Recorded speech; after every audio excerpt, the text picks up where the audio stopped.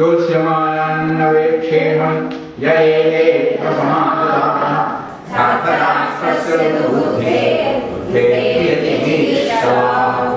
ജ്യോത്സ്യമാനവേക്ഷേഹം ജ്യോത്സ്യമാനാൻ യുദ്ധത്തിന് ഇച്ഛിച്ച് വന്നിട്ടുള്ള അവരെ അപേക്ഷേഹം ഞാൻ നോക്കിക്കാണട്ടെ. ജ്യോത്സ്യമാനവേക്ഷേഹം യയേതേ അത്ര സമാഗതാഃ ഇവിടെ വന്നു ചേർന്നിട്ടുള്ള യുദ്ധത്തിന് തയ്യാറെടുത്തിട്ടുള്ള അവരെയൊക്കെ ഞാനൊന്ന് നിരീക്ഷിക്കട്ടെ, ഞാൻ കാണട്ടെ.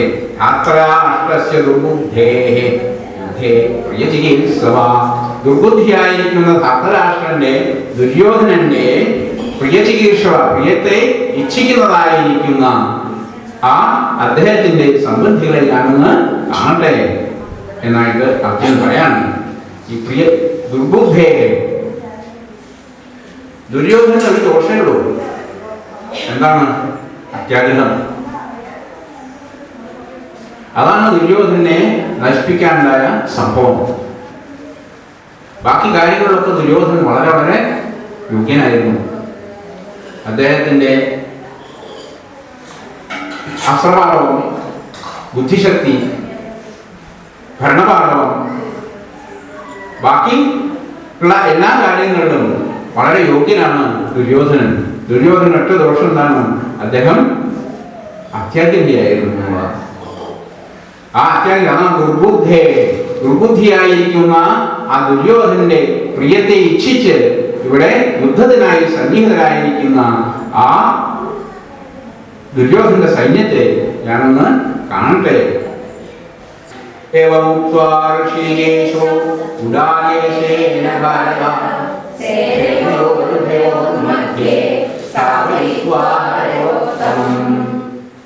ഭീഷ്മദ്രോണ പ്രമുഖത സർവേഷാം ച മഹീഷിതാം ഉവാച പാർത്ഥ പശ്യേതാൻ സമവേതാൻ കുരുനിധി.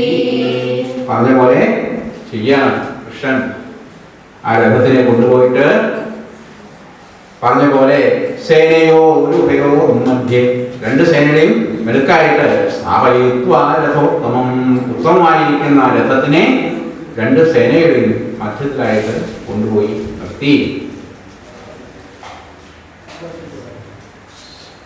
ഏവമുക്ത്വാ ഋഷികേശോ ഇപ്രകാരം പറഞ്ഞിട്ട് ഋഷികേശ ആ കൃഷ്ണൻ ഗുഡാകേശേന ഏവമുക്ത്വ ഗുഡാകേശൻ അർജുനൻ ഇപ്രകാരം പറഞ്ഞപ്പോൾ ആ കൃഷ്ണൻ ആ രഥത്തിനെ രണ്ട് സേനയുടെയും മുമ്പായിട്ട് നടുക്കായിട്ട് കൊണ്ടുപോയി നിർത്തി. ഭാരതാകുന്നതായിട്ട് സഞ്ജയൻ പറയാണ് ധൃതരാഷ്ട്രോട്. ഭീഷ്മദ്രോണ പ്രമുഖത സർവേഷാം ച മഹീക്ഷിതാം ഉവാച പാർത്ഥ പശ്യേതാൻ സമവേതാൻ കുരുനിധി. പാർത്ഥ, ഹേ അർജുന, കൃഷ്ണൻ പറയുന്നു, ഹേ അർജുന, ഇവിടെ സന്നിവേശിച്ചിരിക്കുന്ന ആ കൗരവന്മാരെ കുരുൻ പശ്യ കണ്ടാലും എന്ന് പറഞ്ഞിട്ട് ആ ദ്രോണനെയും ഭീഷ്മനെയും എല്ലാം മഹാരഥന്മാരെയൊക്കെ വേണ്ട പോലെ കാണാനുള്ള ഒരു അവസരം ഉണ്ടാക്കി ആ അവസരത്തിൽ വേണ്ട ദിക്കിൽ കൊണ്ടുപോയിട്ട് രഥം നിർത്തുകയാണ് കൃഷ്ണൻ. അർജുനോട് പറയാനാണ്, കണ്ടോളൂ, ഇതാ സൈന്യത്തെ അങ്ങ് വീക്ഷിച്ചോളൂ എന്നാണ്.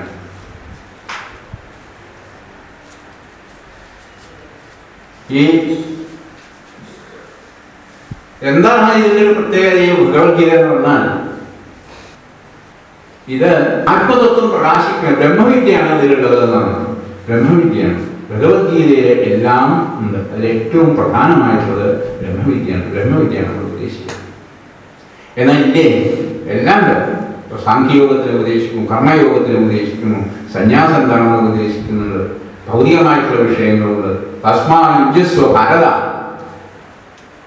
ഇതൊക്കെ പറഞ്ഞു കഴിഞ്ഞ് വേദാന്തം മുഴുവൻ പറഞ്ഞു കഴിഞ്ഞ് സന്യാസത്തെ കുറിച്ച് സംസാരിച്ച് മോക്ഷത്തിനെ പറ്റി പറഞ്ഞ് പരമാത്മാവിന്റെ സ്വരൂപത്തിനെ പറ്റി പറഞ്ഞു, എന്താണ് ബ്രഹ്മം എന്നുള്ളതിനെ അദ്ദേഹം വിവരിക്കുന്നു. എന്താണ് മനുഷ്യന് ലോകത്തിൽ ധർമ്മം, ഇതൊക്കെ പറഞ്ഞു കഴിഞ്ഞ് അവസാനം പറയാനാണ് തസ്മാൻ യുജ്യസ്വ ഭാരത.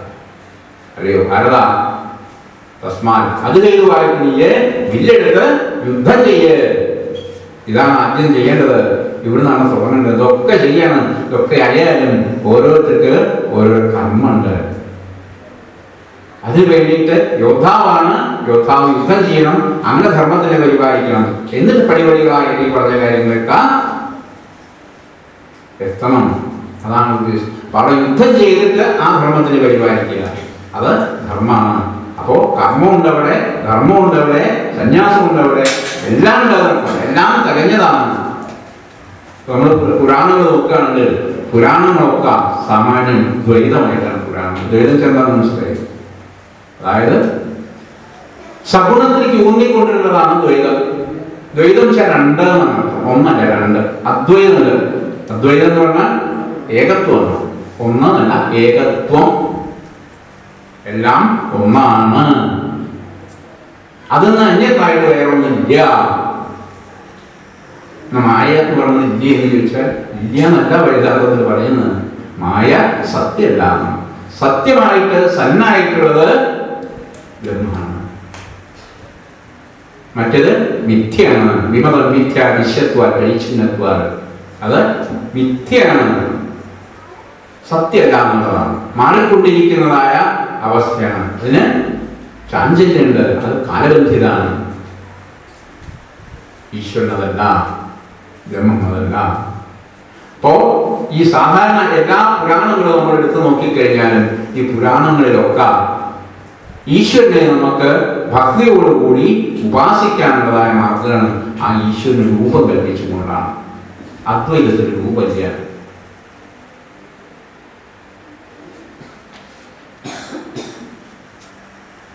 സാന്ദ്രാനന്ദാവബോധാത്മകമെന്വമിദം കാലദേശാവധിഭ്യാം നിർമുക്തം നിത്യമുക്തം നിഗമശതസഹസ്രേണ നിർഭാസ്യമാനം അസ്പഷ്ടം ദൃഷ്ടമാത്രേ പുനരുപുരുഷാത്മകം ബ്രഹ്മതത്വം തത്താവൽ ഭാതി സാക്ഷാൽ ഗുരുപവനുരേ അന്ധഭാഗ്യം ജനാം.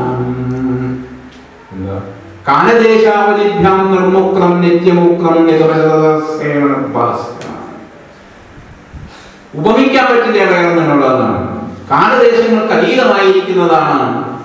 കാലദേശാവധിഭ്യാം നിർമുക്തം, നിത്യമുക്തം, എന്നും മുക്തമാണ്. നിഗമശതസഹസ്രേണ നിർഭാസ്യമാനം. എല്ലാ വേദങ്ങളും അതിനെക്കുറിച്ച് അതിലാണ് അത് നിർഭാസിക്കുന്നത്, ഭാസിക്കുന്നത്, പ്രകാശിക്കുന്നത്.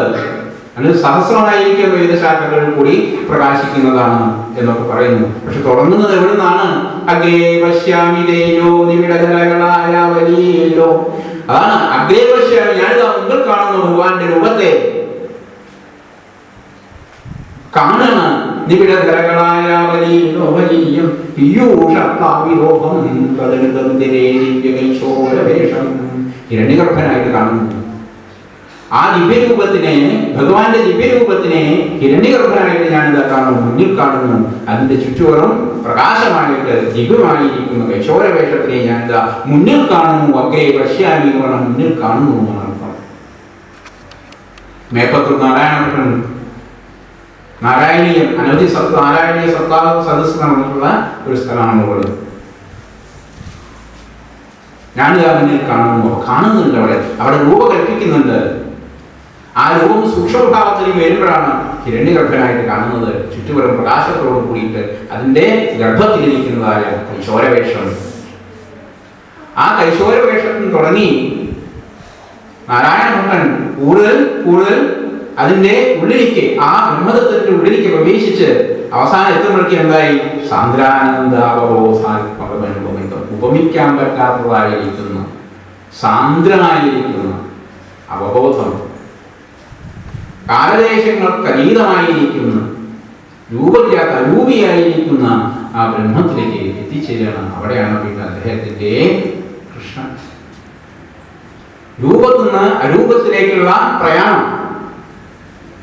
രൂപത്തിൽ തുടങ്ങണം. നമ്മളെല്ലാവരും രൂപത്തിൽ തുടങ്ങണം. അത് തുടങ്ങാവുന്നതാണ്. അവിടെ മാത്രമല്ല, രൂപത്തിൽ നിന്ന് പടിപടിയായിട്ട് കയറിയിട്ട് ആ ബ്രഹ്മതത്വത്തിനെ മനസ്സിലാക്കണം. അത് നമുക്ക് മനസ്സുകൊണ്ട് ഗ്രഹിക്കാനാവില്ല. നമ്മൾ മനസ്സുകൊണ്ട് എങ്ങനെയാണ് ഒന്ന് ഗ്രഹിക്കുന്നത്? നമുക്ക് പഞ്ചേന്ദ്രിയങ്ങളുടെ അറിവുകൊണ്ടാണ് നമ്മൾ മനസ്സുകൊണ്ട് ഗ്രഹിക്കുന്നത്. ഒന്നത് കാണണം, അല്ലെങ്കിൽ കേൾക്കണം, അല്ലെങ്കിൽ രുചിക്കണം, അല്ലെങ്കിൽ സ്പർശിക്കണം, അല്ലെങ്കിൽ ഗന്ധമായിട്ട് അറിയണം. ഇതൊന്നും ഇല്ലാതെ ഒരു വസ്തുവിനെ കുറിച്ച് ഒന്ന് ചിന്തിക്കുന്നു പറഞ്ഞാൽ ചാക്യാര് പറഞ്ഞ പോലെയാണ്. സാഖ്യത പറയണം, ഒന്ന് ചിന്തിക്കൂ എന്ന് പറയാം. എന്ത് ചിന്തിക്കണം? മുമ്പ് കണ്ടതും കേട്ടതല്ലാത്ത ഒരു വിഷയത്തിനെ കുറിച്ച് ചിന്തിക്കാൻ പറഞ്ഞാൽ ഞാനെങ്ങനെ ചിന്തിക്കാറ്? മുമ്പ് എന്തെങ്കിലും കണ്ടതും കേട്ടതും പരിചയമുള്ളതായിട്ടുള്ള ഒരു വിഷയമാണ് നമുക്ക് ചിന്തിക്കാൻ സാധിക്കും. അതല്ലാത്തതിനെ കുറിച്ച് ആനയെ കാണാത്ത ഒരാളോട് ആനയെ പറ്റി ചിന്തിക്കാൻ പറഞ്ഞാൽ എന്താണ് ചിന്തിക്കാൻ? ഒന്നും ചിന്തിക്കാൻ പറ്റില്ല. ആനയെ കണ്ട രാത്രി വീണ്ടും ആനയെ കാണുമ്പോൾ ശരി ചിന്തിക്കാൻ സാധിക്കും. കാരണം ആനയുടെ ഒരു സ്വരൂപം നമ്മളെ മനസ്സിലാക്കണ്ടല്ലോ. അപ്പൊ ഭഗവാനെ നമ്മൾ കണ്ടിട്ടില്ല. അത് ഭഗവാനെ കുറിച്ച് ചിന്തിക്കുമെന്ന് പറഞ്ഞാൽ നമ്മൾ എന്ത് ചിന്തിക്കാനാണ്? ആനയെ കാണാത്ത ഒരാൾ ആനയെ കുറിച്ച് ചിന്തിക്കണമായിരിക്കണം. ഭഗവാനെ കാണാത്ത ആൾ ഭഗവാനെ കുറിച്ച് ചിന്തിക്കണം. നമ്മൾ ആരും കണ്ടിട്ടില്ല. അപ്പൊ പിന്നെ എന്താണ്? കൽപ്പന, രൂപം, നാമരൂപങ്ങൾ വേണം. നാമരൂപങ്ങൾക്ക് അതീതനാണ്, പക്ഷെ നാമരൂപങ്ങളിൽ കൂടിയാണ് നമ്മൾ ഭഗവാനെ ദർശിക്കുന്നത്. അതിനുള്ള മാർഗം ഉണ്ടാക്കി വെച്ചിട്ടുണ്ട്. നാമരൂപങ്ങളെ നമ്മൾ സ്വീകരിക്കണം. അതാണ് മേൽപ്പത്തൂരിന്റെ നാരായണീയത്ത് നമ്മൾ മനസ്സിലാക്കേണ്ട ഒരു സംഭവം. നാമരൂപത്തിൽ കൂടിയാണ് അദ്ദേഹം, ഉപാസനയിൽ കൂടിയാണ്, സഗുണത്തിൽ കൂടി നിർഗുണത്തിലേക്കുള്ള പ്രയാണം. സഗുണം എന്ന് വെച്ചാൽ ഗുണങ്ങളോട് കൂടിയിട്ടുള്ളത്. ആ സഗുണത്തിൽ കൂടി നിർഗുണമായിരിക്കുന്ന ആ ഈശ്വരനിലേക്കുള്ള പ്രയാണം. അങ്ങനെ നോക്കുമ്പോൾ ഈ ഭക്തിക്ക് നിർഗുണം, ഭക്തിക്ക് ഇല്ല. അതാണ് ഇതിന്റെ രസം. ശങ്കരാചാര്യരുടെ ആരാണെന്ന് ചോദിച്ചു. ശങ്കരാചാര്യ ചെറിയ കുട്ടിയായിരിക്കുന്ന സമയത്ത് അദ്ദേഹം ഭഗവത്പാദരെ കണ്ട് അദ്ദേഹത്തെ ഗുരുവായിട്ട് സ്വീകരിക്കാൻ പോവാണ്. ചെറിയ കുട്ടിയാണ്. എന്ന് കണ്ടപ്പോൾ ഭഗവത്പാദരോട് അദ്ദേഹം മനസ്സിലായി, ഭഗവത്പാദരാണ് എന്റെ ഗുരുവായിട്ട് വരാൻ പോകുന്നത് മനസ്സിലായിട്ട് അദ്ദേഹം നമസ്കരിക്കുകയാണ്. അപ്പൊ ഈ ചെറിയ കുട്ടി മുമ്പിൽ കിടക്കണമെന്നുണ്ടോ അങ്ങനെ നമസ്കരിച്ചുകൊണ്ട് ഭഗവത്പാദർ ചോദിക്കുകയാണ്, ഗോവിന്ദ ഭഗവത്പാദർ ഈ ആരാണ്? ശങ്കരാചാര്യൻ ആരാണെന്നല്ല അതിന് മറുപടി പറഞ്ഞത്. ആരാണ് അല്ലാത്തത്?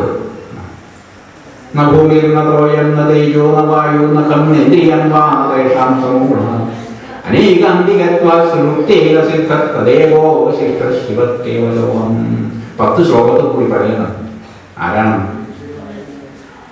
ഞാൻ ഭൂമിയല്ല, ഞാൻ തേജസ്സല്ല, ഞാൻ വായുവല്ല, ഞാൻ ആകാശല്ല, ഞാൻ ഇതിൻ്റെ എല്ലാം സമൂഹങ്ങളല്ല, ഞാൻ ഇന്ദ്രിയല്ല. ന ഭൂമി ന തോയം ന തേജോ ന വായു ന നേന്ദ്രിയം വാനദേശാം സമൂഹ അനേകാന്തികത്വാൽ സുഷുപ്തേക സിദ്ധ തദേവോ വശിഷ്ഠ ശിവക്കേവലോകം. അനേകാന്ത്യമാണ്, അന്തമില്ലാത്തതാണ് സുഷുപ്തി. ആ സുഷുപ്തിയിൽ നിന്നും ആ സുഷുപ്തിയായിരിക്കുന്ന അനേകാന്തികത്വാൽ സുഷുപ്തേക സിദ്ധ, അതിൽ നിന്ന് സിദ്ധിച്ചതായ ആ പരമശിവൻ, ആ ശിവൻ, ആ മംഗളമായിരിക്കുന്ന പാവനമായിരിക്കുന്ന ഈശ്വരന്റെ സ്വരൂപമാണ് ഞാൻ. ഇപ്പൊ എന്താ അദ്ദേഹം പറഞ്ഞു? എന്താണ് ഞാൻ അല്ലാത്തത്? അതാണ് ഞാൻ. നമ്മളൊക്കെ എന്താണ് അല്ലാത്തത്? അതാണ് നമ്മൾ എന്താണോ ഞാനാണെന്ന് വിചാരിക്കുന്നത്, അതാണ് ഞാൻ അല്ലാത്തത്. അപ്പൊ എന്താ ഈ പുരാണങ്ങളിലൊക്കെ എന്താണെന്ന് വെച്ചാൽ, പുരാണങ്ങളിലൊക്കെ ഈ സാഖ്യം എന്ന് പറയാം. അപ്പൊ പറഞ്ഞാൽ മനസ്സിലാവുന്നില്ല. സാഖ്യം എന്ന് പറഞ്ഞാൽ അത് നമ്മൾ കൽപ്പിക്കുന്നതാണ്, രൂപഭാവങ്ങൾ കൽപ്പിക്കുന്നതാണ് സാഖ്യം. അപ്പൊ അങ്ങനെയാണെങ്കിൽ മാത്രമേ നമുക്ക് ഭക്തിക്ക് അവിടെ സ്ഥാനമുള്ളൂ. അതായത് നമുക്ക് ഒന്നിനെ കണ്ട് അതിനോട് ഇഷ്ടം തോന്നണം മനസ്സുകൊണ്ട്. ആ ഇഷ്ടം തോന്നുമ്പോഴാണ് നമ്മൾ വീണ്ടും വീണ്ടും അതിനെക്കുറിച്ച് ചിന്തിക്കുക. ഇപ്പൊ ശങ്കരാചാര്യർ പറഞ്ഞ പോലെ ഉള്ള ഒരു രൂപത്തിനെ നമുക്ക് ധ്യാനിക്കാൻ പറ്റില്ല. ശിവക്കേവലോകം. ഭൂമിയാണെങ്കിലും തേജസ്സാണെങ്കിലും വായുവാണെങ്കിലും ആകാശാണെങ്കിലും ഒക്കെ നമുക്ക് സങ്കല്പിക്കാം. ഇതല്ലാതെ ഞാൻ ശിവനാണ്, കേവലം ശിവം ച പാവനം മംഗളം എന്നൊക്കെയാണ് വാക്കിന്റെ അർത്ഥം. അതാണ് ഞാൻ എന്ന് പറഞ്ഞാൽ നമ്മളെങ്ങനെയാ സങ്കല്പിക്കുക. ഇതാണ് നമ്മളുടെ ഈ ഭാരതങ്ങളുടെ സനാതന ധർമ്മത്തിന്റെ നമുക്കുള്ള ഒരു സ്വാധീനം. ആർക്കും ഈശ്വരനെ ഉപാസിക്കാനുള്ള മാർഗത്തിലുണ്ട്. ഏത് രൂപത്തിൽ വേണമെച്ചാൽ ഈശ്വരനെ നമുക്ക് ഉപാസിക്കാം. ഓരോരുത്തർക്കും ഇഷ്ടമുള്ള ശൈവമായിട്ടാണ്, വൈഷ്ണവമായിട്ടാണ്. ഈ അനുഭവം എനിക്ക് പല സമയത്ത് ഉണ്ടായിട്ടില്ല. ഞാൻ പുറം രാജ്യങ്ങളിൽ പോകുന്ന സമയത്ത് അവരോട് ഈ വിഷയങ്ങൾ സംസാരിക്കുന്ന സമയത്ത് ചോദിക്കും, നിങ്ങൾക്ക് എന്താ ഡെമി ഗോഡ്സ്, അനവധി ദൈവങ്ങളാണല്ലോ ഈ ഹിന്ദു മതത്തില്. ദൈവം ഒന്നല്ലേ ഉള്ളൂ, എല്ലാവർക്കും ദൈവം ഉണ്ടല്ലോ അല്ലേ? അപ്പൊ പിന്നെ അനവധി ദൈവം അല്ലേ? എനിക്ക് നിങ്ങൾക്ക് ഒക്കെ ദൈവം, എനിക്ക് എന്റെ ദൈവം, നിങ്ങൾക്ക് നിങ്ങളുടെ ദൈവം അല്ലേ? എനിക്ക് അച്ഛൻ്റെ, നിങ്ങൾക്ക് അച്ഛൻ്റെ. എത്ര അച്ഛനാ? ഒരു അച്ഛൻ ഉണ്ടാവുക എന്ന് പറഞ്ഞാൽ പറ്റുള്ളൂ. എല്ലാവർക്കും പ്രത്യേകമായിട്ടില്ല. അതെല്ലാം നമ്മൾ എൻ്റെ അച്ഛൻ എനിക്ക് പ്രധാനമാണ്. വേറൊരാളുടെ അച്ഛൻ കേവലമായിരിക്കാം, പക്ഷെ എൻ്റെ അച്ഛനാണ് എനിക്ക് പ്രധാനം. അതുപോലെ എൻ്റെ ദൈവമാണ് എനിക്ക്. അപ്പം ഞാൻ കൽപ്പിക്കുന്നതായിട്ടുള്ള ഈശ്വരൻ, അത് ശൈവമാണെങ്കിൽ ശൈവം, വൈഷ്ണവമാണെങ്കിൽ വൈഷ്ണവം, നരസിംഹമൂർത്തിയാണ് നരസിംഹമൂർത്തി. അതിനാണ് ആ രൂപത്തിൽ കൂടെ നമ്മൾ അതിനെ ഉപാസിക്കുക. അപ്പോൾ ഭക്തിക്ക് സ്ഥാനം എപ്പോഴും ഇതാണ്. അതായത് നാമരൂപങ്ങൾ കൽപ്പിക്കണമെന്നുള്ള രൂപത്തിൽ കൂടെയാണ് ഭക്തി ഉണ്ടാവുള്ളൂ. പിന്നെ അതിൻ്റെ അതീതമായിട്ട് ഭാവാതീതം ത്രിഗുണരഹിതം, 3 ഗുണങ്ങൾ സത്വരജസ്തമോലാണ് ഭാവത്തിന് അതീതമായിട്ടേക്ക് എത്തിച്ചേരുന്നതാണ്. ഇത് ഒരു ഏറ്റവും ഇതായിട്ട് പുരാണങ്ങളുടെ കൂട്ടത്തിൽ പെടുത്തിയിട്ടില്ലെങ്കിൽ ഒരു പുരാണം ഉണ്ട്. ബ്രഹ്മതത്വം എന്താണത് ഉദ്ദേശിക്കുന്നതായിട്ടുള്ള പുരാണം? അധ്യാത്മരാമായണം. രാമായണമല്ല, വാൽമീകി രാമായണമല്ല, അനവധിതരത്തിലുള്ള രാമായണമാണ്. 9 രാമായണം, അനവധി തുളസീദാസ രാമായണം എന്നൊക്കെ പറഞ്ഞു പല രാമായണം. അതിൽ അധ്യാത്മരാമായണം എന്നുള്ള രാമായണം തുഞ്ചത്തൊരു സെക്ഷൻ അത് മലയാളത്തിലേക്ക് വിവർത്തനം ചെയ്തത്. അത് ബ്രാഹ്മണൻ, തെക്കേ ഇന്ത്യയിൽ ബ്രാഹ്മണൻ സംസ്കൃതത്തിൽ എഴുതിയിട്ടുള്ളതാണ് രാമായണം. അതിന് തുഞ്ചത്ത് എഴുത്തച്ഛനാണ് അതിൻ്റെ വിവർത്തനം നൽകിയിരിക്കുന്നത്. വ്യാസഭഗവാന്റെ അനുഗ്രഹമാണ് മനസ്സിലാക്കി പോകും. അതായത് ഈ രാമായണം, അധ്യാത്മരാമായണം സംസ്കൃതത്തിൽ എഴുതിയിട്ട് ഇതിനൊരു പ്രചാരം കിട്ടാൻ വേണ്ടി അദ്ദേഹം സഞ്ചരിക്കുകയാണ് ഈ ഗ്രന്ഥം കൊണ്ട്. അങ്ങനെ ഗോകർണത്തോടെ എത്തി. അവിടെ എത്തിയപ്പോൾ അവിടെ ഒരു ആൽത്തറയുടെ മുകളിൽ അദ്ദേഹം ഇരുന്നു. രാത്രി അവിടെ കഴിച്ചുകൂടി. ഈ ഗ്രന്ഥം തലക്കിൽ വെച്ചിട്ട് ഉറങ്ങിയിരുന്നു. അവിടെ ഉറങ്ങിയപ്പോൾ ഈ ആൽമരത്തിൻ്റെ മുകളിൽ ഒരു ഗന്ധർവ്വം ഉണ്ടായിരുന്നു. ആ ഗന്ധർവ്വൻ കരഞ്ഞി വന്നത് രാത്രി ഈ ഗ്രന്ഥത്തിൽ നോക്കിക്കഴിയുമ്പോൾ അദ്ദേഹം ഉറന്നു കഴിഞ്ഞ് ഗന്ധർവ്വനെ പിടിച്ചു കഴിയുള്ളത്. ഈ ഗന്ധർവന്മാർ മനുഷ്യന്മാർ തൊട്ട് കഴിഞ്ഞാൽ നിങ്ങൾക്ക് പോകാൻ പാടില്ല, പിന്നെ നിങ്ങൾ ആജ്ഞ അനുസരിക്കണം. എന്താണെന്ന് ചോദിച്ചു. ആരാണെന്ന് ചോദിച്ചു. ഞാൻ ഗന്ധർവനാണ്. ഞാൻ എന്താ ഗ്രന്ഥം നോക്കാമെന്ന്. ഞങ്ങളില്ല, എനിക്കൊരു കാര്യമുണ്ട്, അത് ചെയ്തു തരുന്നത്. എന്താ വെച്ചാൽ ഈ ഗ്രന്ഥത്തിന് പ്രചാരം കിട്ടണം. ആ പ്രചാരം കിട്ടാൻ വേണ്ടിയിട്ട് എന്നെ സഹായിക്കണം എന്ന് പറയണം. അങ്ങനെ ശരി എന്ന് പറഞ്ഞാൽ അദ്ദേഹം അനുഗ്രഹിക്കുകയാണ്. അനുഗ്രഹിച്ച് അതിന് ഒരാൾ ജനിക്കും. അതിന് ഒരു കാര്യം ചെയ്തോളൂ.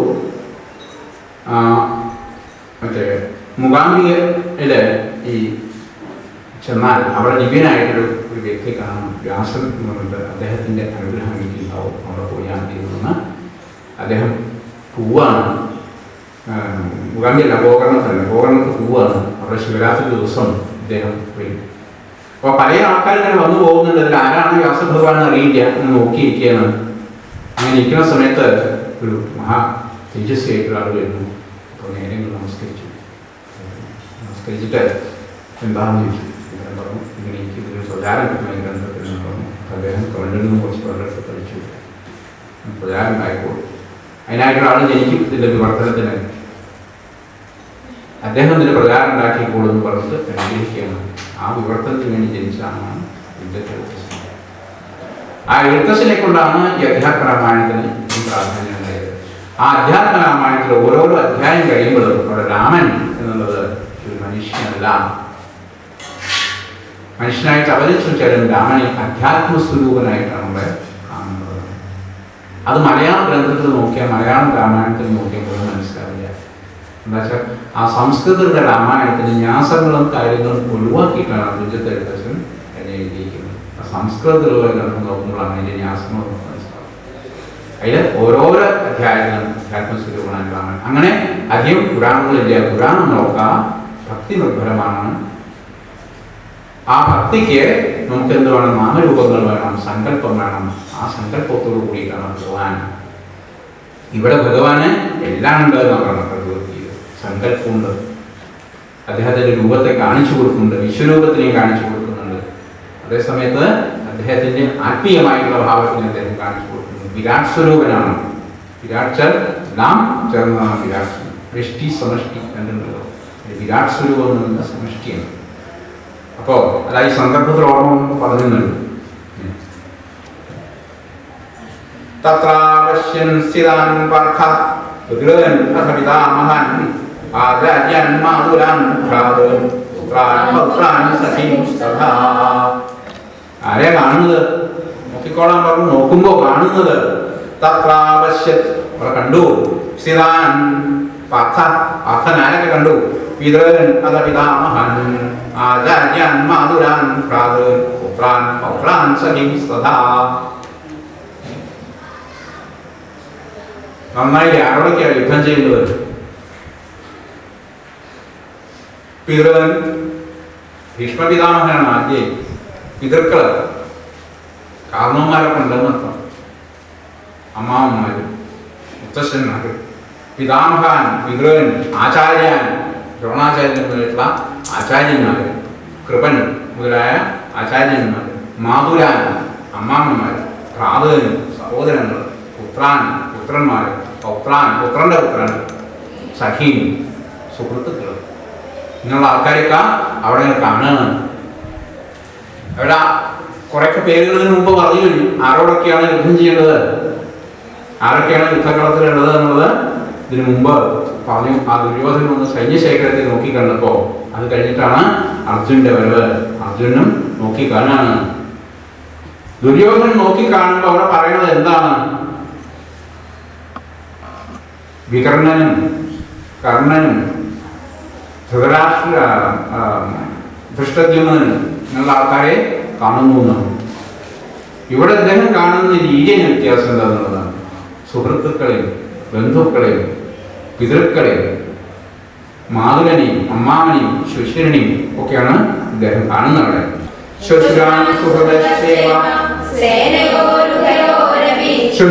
ശുശ്രന്മാരുണ്ട്. ഭാര്യയുടെ അച്ഛനാണ് ശുശ്രൻ എന്ന് പറയും. സുഹൃദശ്ചൈവ, സുഹൃത്തുക്കളുണ്ട്. സേനയോ ഒരുഭയോ രവി, രണ്ട് സൈന്യത്തിനും ഉണ്ടായിരുന്നു. അവനവന്റെ സൈന്യമല്ല, രണ്ട് സൈന്യത്തിനും. താൻ സമീക്ഷ കൗന്ദേയ സർവാൻ ബന്ധൂൻ അവസ്ഥിതാൻ. ഇങ്ങനെ സർവബന്ധുക്കളെയും അവിടെ സന്നിഹിതരായിരിക്കുന്ന സകല ബന്ധുക്കളും കണ്ടിട്ട് ആ അർജുനൻ കൃപയാ പരയാ വിഷ്ട ശീലൻ ഇതമബ്രവീൽ.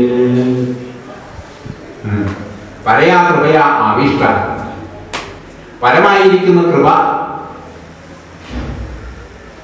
അദ്ദേഹത്തിന് ദയ തോന്നിയിട്ട്, കൃപ തോന്നിയിട്ട് പ്രകാരം പറയാണ്. വിഷീദൻ ഇതമബ്രവീൽ. വിഷാദത്തോട് കൂടിയിട്ട് ഈ വാക്കുകളെ പറഞ്ഞു. വിഷാദം, ഇവിടെയാണ് അർജുന വിഷാദയോഗം. വിഷാദമാണ് ഉണ്ടായത് അർജുനന്. ഈ വിഷാദം കൊണ്ട് അദ്ദേഹത്തിന് എന്ത് സംഭവിച്ചു, അദ്ദേഹത്തിന്റെ മനസ്സിന് എന്നുള്ള കാര്യങ്ങളാണ് ഇവിടുന്ന് അങ്ങോട്ട് പറയാൻ പോകുന്നത്. എന്തൊക്കെ മാറ്റങ്ങൾ അദ്ദേഹത്തിന് സംഭവിച്ചു ഈ വിഷാദത്തെ കൊണ്ട്. വിഷാദം അർജുന്യമായി ഉള്ള യോദ്ധാവിനും ക്ഷത്രിയനും രാജാവിനും യോജിച്ചതല്ല. ഇതാണ് കൃഷ്ണൻ പറയാൻ പോകും. വിഷാദം കൊണ്ട് നമുക്ക് എന്താണ് സിദ്ധിക്കുക? വിഷാദം കൊണ്ട് എന്തെങ്കിലും നേടാനാവോ? ദുഃഖിച്ചിരിക്കുന്ന സമയത്ത് എന്താണ് നമുക്ക് തീരുമാനമെടുക്കാൻ സാധിക്കൂ? അധികം ദുഃഖിച്ചിരിക്കുമ്പോൾ, അധികം സന്തോഷിച്ചിരിക്കുമ്പോഴൊന്നും തീരുമാനമെടുക്കാൻ പാടില്ല എന്ന് പറയും. വല്ലാതെ സന്തോഷിച്ചിരിക്കുന്ന സമയത്ത് ഒരു തീരുമാനം എടുക്കരുത്. നമ്മൾ എന്തെങ്കിലും പറഞ്ഞു പോകുന്നു, ആ ആയിക്കോട്ടെ, ആലോചിക്കാതെ പറഞ്ഞു പോകും. ദുഃഖിച്ചിരിക്കുമ്പോഴും അങ്ങനെ തന്നെയാണ്. ഒരു തീരുമാനത്തിലേക്ക് എത്താൻ സാധ്യമല്ല. ദുഃഖവും സന്തോഷം ഇല്ലാതിരിക്കുന്ന അവസ്ഥയിലാണ് തീരുമാനങ്ങൾ എടുക്കാൻ സാധിക്കുക എന്നുള്ളത്. അപ്പൊ നമ്മൾ എന്തെങ്കിലും തീരുമാനം എടുക്കുമ്പോൾ ശ്രദ്ധിക്കേണ്ട ഒരു കാര്യം അതാണ്. വിഷമിച്ചിരിക്കുമ്പോൾ, ഭയപ്പെട്ടിരിക്കുമ്പോൾ, സന്തോഷിച്ചിരിക്കുമ്പോൾ ഒന്നൊരു തീരുമാനം എടുക്കരുത്. അങ്ങനെ സന്ദർഭമാണെങ്കിൽ ശരി, പിന്നെ നോക്കാം, പിന്നെ ആലോചിക്കാൻ പറയുള്ളൂ. ഇവിടെ ദുഃഖിച്ചിരിക്കുന്ന സമയത്ത്, വിഷാദത്തോടു കൂടി ഇരിക്കുന്ന സമയത്ത് അർജുനൻ ഒരു തീരുമാനത്തിൽ, ആ തീരുമാനം തെറ്റായി പോയി എന്നത്. എന്താ അത്? ഞാൻ യുദ്ധം ചെയ്യുന്നില്ല, യുദ്ധത്തിൽ നിന്ന് പിന്മാറി. അർജുനെ കുറിച്ച് ശരിയായൊരു തീരുമാനം അല്ല അത്. അദ്ദേഹം സശരം ചാവം, ചാവങ്ങളൊക്കെ അവിടെ രഥത്തിന് മുകളിൽ വെച്ച് അവിടെ രഥത്തിന് മുകളിൽ കയറി അവിടെ ഇരിക്കുകയാണ്. യുദ്ധത്തിന് എനിക്ക് വീണ്ടെടുത്തുള്ള വ്യക്തി ആ തീരുമാനം തെറ്റായി പോവുകയാണ്. അപ്പൊ അങ്ങനെയുള്ള സന്ദർഭത്തിൽ എന്ത് വേണം? നമുക്ക് ചില സമയത്ത് ചില തീരുമാനങ്ങൾ എടുക്കാൻ പറ്റാതെ വരും, ദുഃഖം സംഭവിക്കും. ആ ദുഃഖ സമയത്ത് നമുക്ക് എന്തെങ്കിലും വീട്ടിൽ സംഭവിക്കുകയാണെങ്കിൽ നമ്മൾ കിടന്ന് ദുഃഖിക്കും, നമ്മൾ കരയുകയുടെ ആരെങ്കിലും ഒരു വിയോഗം, ഒരാൾ മരിച്ചു പോയി കൊടുക്കുന്നത് നമുക്ക് സ്വയം ആശ്വസിക്കാൻ പറ്റില്ല. ആ സമയത്ത് ബാക്കിയുള്ളവർ വന്നിട്ട് അടുത്ത വീട്ടിൽ നിന്നുള്ള ആൾ വന്ന് പറയണ അങ്ങനെ ഉണ്ടാവില്ലേ, മനുഷ്യജന്മല്ലേ, എന്തിനാ അതിനെ കുറിച്ച് ദുഃഖിക്കണം ചോദിക്കുമ്പോൾ സമാധാനിപ്പിക്കാൻ വേറൊരാൾക്ക് പറ്റുമോ? നമുക്ക് സാധിക്കുമോ? പക്ഷെ ആ കുടുംബത്തിലാണെങ്കിൽ നമ്മൾ ചെന്ന് അവരെ സമാധാനിപ്പിക്കും അല്ലേ? അപ്പൊ അങ്ങനെയുള്ള ഓരോ സന്ദർഭങ്ങളിൽ നമുക്ക് ഒരു തീരുമാനം എടുക്കാനോ സ്വയം ആശ്വസിക്കാനോ സാധിക്കില്ല. ഇവിടെയാണ് നമുക്ക് മറ്റുള്ളവർ വേണ്ടത് ഉപദേശിക്കാനും ആശ്വസിക്കാനും. ആ സമയത്ത് ഇങ്ങനെ ഒരു തീരുമാനം, ആരെയാണ് കൊല്ലേണ്ടത്, ആർക്ക് വേണ്ടിയാണ് ഈ രാജ്യമൊക്കെ? അർജുന് വേണ്ടിയിട്ടാണ്. എന്നിട്ട് അർജുനൻ എന്താണ് കിട്ടാൻ പോകുന്നത്? രാജാവിനൊക്കെയാണ് ഭൂമി. രാജാവ് മറ്റുള്ളവർക്ക് വേണ്ടി ചെയ്യണം. മറ്റുള്ളവരുടെ ക്ഷേമമാണ് കാര്യം. അവനവന്റെ ക്ഷേമത്തിനല്ല രാജ്യഭാരം, മറ്റുള്ളവരുടെ ക്ഷേമത്തിന് വേണ്ടിയിട്ടാണ്. ആ ക്ഷേമത്തിന് ഏറ്റെടുക്കാൻ അവര് വേണ്ടേ? ഈ യുദ്ധക്കളത്തിൽ നിൽക്കുന്ന ആൾക്കാരുടെ ക്ഷേമത്തിന് വേണ്ടിയിട്ടാണ്. അപ്പൊ അവര് വേണ്ട. ഇനി അവര് യുദ്ധത്തിൽ മരിച്ചു പോയാൽ പിന്നെ ആർക്ക് വേണ്ടിയിട്ടാണ് അവർക്ക് ഉണ്ടാക്കുന്നത്? ആരെ ഭരിക്കാൻ വേണ്ടിയിട്ടാണ്? ഇതാണ് അർജുനന്റെ ചിന്താഗതി പോകുന്നത്. അതിന്റെ അപ്പുറത്ത് ചില കാര്യങ്ങളുണ്ട്. ശരി തെറ്റ് എന്നാൽ രണ്ടായിട്ട് കണക്കാക്കുമ്പോൾ അതിന്റെ അപ്പുറത്തുള്ള കാര്യങ്ങളാണ്. ആ കാര്യങ്ങളാണ് ഭഗവാനോട് ഉപദേശിക്കുന്നത്. അർജുനനെയൊക്കെ ഉപദേശിക്കാൻ ഭഗവാൻ തന്നെ വേണം. വേറെ ആരാ ഉപദേശിക്കുന്നത്? ഇത്രയും യോഗ്യനായിട്ടുള്ള വ്യക്തിക്ക് ഉപദേശം കൊടുക്കാൻ ഭഗവാൻ തന്നെ വേണ്ടേ സഖാവായിട്ട്? താൻ സമീക്ഷ കൗന്ദേയ സർവാൻ ബന്ധുൻ അവസ്ഥിതാൻ കൃപയാ പരയാവിഷ്ട ഋഷീനൻ ഇതമപ്രവീൽ. അവരുടെ സഖ്യം, സുഹൃദ്ബന്ധം, അർജുനന്റെയും കൃഷ്ണന്റെയും സുഹൃദ്ബന്ധം, അങ്ങനത്തെ സുഹൃദ്ബന്ധമാണ്. നരനാരായണന്മാരാണ്. നരനാരായണന്മാര് അവതരിച്ചതാണ് അർജുനൻ കൃഷ്ണനായിട്ട്. നാരായണനാണ് കൃഷ്ണൻ, നരൻ അർജുനായിട്ട്. ആ ഒരു സംബന്ധം, ആ ഒരു തമ്മിലുള്ള ചേർച്ച, അതാണ് അവരുടെ സുഹൃത്ത് ബന്ധം. നരനാരായണന്മാരാണ് കൃഷ്ണാർജുനന്മാരായിട്ട് ഭൂമിയിൽ വരുന്നത്. അപ്പൊ വിഷാദയോഗമാണ് അവിടെ. അർജുന വിഷാദയോഗം എന്നാണ് ഈ അധ്യായത്തിന്റെ പേര്. വിഷാദം കൊണ്ട് എങ്ങനെയാണ് യോഗത്തെ പ്രാപിക്കുക? വിഷാദം ദുഃഖാണ്. ആ ദുഃഖിച്ചിരിക്കുമ്പോ നട പറഞ്ഞ പോലെ ഒരു തീരുമാനം എടുക്കാൻ സാധ്യത. സുബുദ്ധി നഷ്ടപ്പെട്ടവനെ പോലെയാണ് തീരുമാനം എടുക്കുക. അത് അവരുടെ കഴിവിനനുസരിച്ചാണ്. തീരെ കഴിവില്ലാത്തതിനൊക്കെ തോന്നിയത് കാണിക്കും, അത്രയേ ഉള്ളൂ. കഴിവുള്ളവരാകുമ്പോ കുറച്ച് വ്യത്യാസം ഉണ്ടാവും. അപ്പൊ ഈ വിഷാദം എന്നുള്ളത് എന്താണ്? യോഗമല്ല വിഷാദം. യോഗ ആക്കുകയാണ് വിഷാദത്തിനെ. ആ വിഷാദം ഒരു നിമിത്തമായിട്ട് തീരാണ് അർജുനെ സംബന്ധിച്ച്. അദ്ദേഹത്തിന്റെ പൂർണ്ണതയിലേക്ക്, അദ്ദേഹത്തിന്റെ ധർമ്മത്തിലേക്ക്, അദ്ദേഹത്തിന്റെ കർമ്മത്തിലേക്ക് അർജുനെ അതിനെ ക്ഷമാക്കി തീർക്കുകയാണ്. അതിന്റെ സാരഥിയാണ് കൃഷ്ണൻ. വെറും തേരിന്റെ സാരഥിയല്ല കൃഷ്ണൻ. അർജുനെ അതിനെ ക്ഷമാക്കി തീർക്കുന്ന സാരഥിയാണ് കൃഷ്ണൻ. അതാണ് നമ്മളൊന്ന് മനസ്സിലാക്കുന്നത്. കൃപയാ പരയാവിഷ്ട വിഷീദൻ ഇതമപ്രവീൽ. ഈ അധ്യായം 18 അധ്യായങ്ങളിലും ഈ വാക്ക് കാണാം. യോഗം യോഗം യോഗം. അർജുന വിഷാദം. അർജുന വിഷാദം എന്നല്ല, അർജുന വിഷാദ യോഗം. അപ്പൊ അർജുന ആ വിഷാദത്തെ കൊണ്ടുണ്ടായ വൈരാഗ്യം ഒരു നിമിത്തമാണ് യോഗത്തെക്കുറിച്ച്. യോഗത്തെക്കുറിച്ച് വെച്ചാൽ സാക്ഷാത്കാരത്തെക്കുറിച്ച്, പൂർണ്ണതയെക്കുറിച്ച് ഒരു നിമിത്തമാണത്. അതുപോലെയാണ് പറയുന്നത് സാഖ്യയോഗം, കർമ്മയോഗം, സന്യാസയോഗം. ഇതൊക്കെ യോഗം എന്നുള്ള പദമുണ്ട്. അതാണ് അതിന്റെ പൂർണ്ണത. അപ്പൊ നമ്മളൊരു വസ്തു പറയുകയാണെങ്കിൽ, ഇതിപ്പോ ഒരു പുസ്തകമാണ്. ഈ പുസ്തകം പഠിക്കുന്നു. ഈ പുസ്തകങ്ങൾ വെച്ചാൽ എന്താ? പുസ്തകം എന്ന് പറഞ്ഞാൽ ഈ പുസ്തകം ഇവിടെ ഉണ്ട് ഇല്ലാന്നല്ലോ അർത്ഥം. പുസ്തകം എന്ന് പറഞ്ഞാൽ ഈ പുസ്തകം ഇവിടെ ഉണ്ട് എന്നാണ്. അതുപോലെ നമ്മൾ പറഞ്ഞു അശ്വം, കുതിര, ഗജൻ, ആന. അപ്പൊ ആനയുണ്ട്, കുതിരയുണ്ട്, അശ്വം, ഗജൻ, പുസ്തകം ഒക്കെ പറയാം. അതൊക്കെ ഉണ്ട് ഉണ്ട് ഉണ്ട് ഇല്ലാന്നല്ല എൻ്റെ അർത്ഥം. അപ്പൊ എല്ലാറ്റിനോടും കൂടിയിട്ടുള്ളതാണ്. അതായത് സംസ്കൃതത്തിൽ പറയാന്ന് വെച്ചാൽ ഗജ അസ്തി, ഗജം ഉണ്ട്, അശ്വ അസ്തി, അശ്വം ഉണ്ട്, ചൈത്ര അസ്തി, ചൈത്രം ഉണ്ട്. ഈ പദത്തിൽ നിന്ന് നമ്മൾ അശ്വത്തിനെയും ഗജത്തിനെയും ചൈത്രനെയും മാറ്റാം. അശ്വ അസ്തി, അശ്വത്തിനെട്ട് മാറ്റി കഴിഞ്ഞാൽ ബാക്കി എന്നുള്ള അസ്തി. ഗജ അസ്തി, ആനയുണ്ട്, അതുപോലെ ആനയിട്ട് മാറ്റി കഴിഞ്ഞാൽ അസ്തി.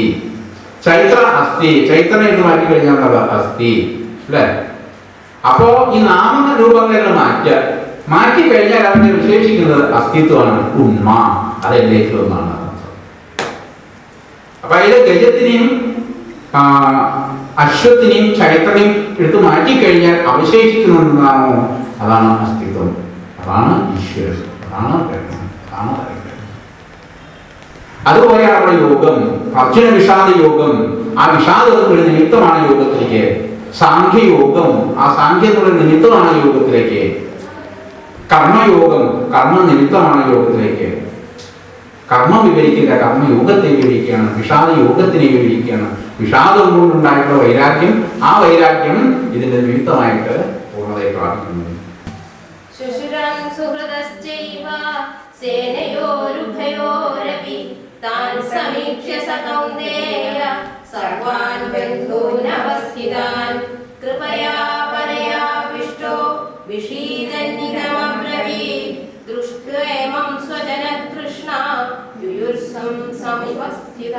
അതാണ് ആ അസ്തിത്വമാണ് നമ്മൾ ഓരോരുത്തരും. ഞാൻ എന്നുള്ള ഭാവമുണ്ടല്ലോ, മറ്റതൊക്കെ എൻ്റെ കാണുന്ന ശരീരവും മനസ്സും ബുദ്ധിയും ഒക്കെ ഞാൻ എന്നുള്ളത് അസ്തിത്വമാണ്. ഗജോസ്തി, ചൈത്രോസ്തി, മൈത്രോസ്തി എന്ന് പറയുന്ന പോലെ അസ്ഥി പ്രകാശതയെ വ്യവഹാര പ്രവർത്തതയെ. അസ്ഥി എന്ന് വെച്ചാൽ എന്താർത്ഥം? പ്രകാശിക്കുന്നു. ആന എന്ന് പറഞ്ഞാൽ ആനയുടെ പ്രകാശിക്കുന്നു എന്നാണ് അതിൻ്റെ അർത്ഥം. ആനയല്ല, പ്രകാശമാണ് സത്യം.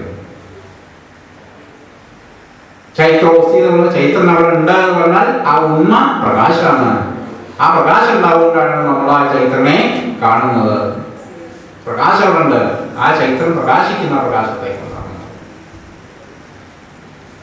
അതാണ് വ്യവഹാര പ്രവർത്തത അസ്തിത്വം പ്രകാശത്വം തസ്മിൻ അർത്ഥേ പ്രതിഷ്ഠിതം. അത് വലിയ കാര്യങ്ങളാണ്, അത് നമ്മൾ എടുക്കേണ്ട വേദാന്തത്തിനൊക്കെ.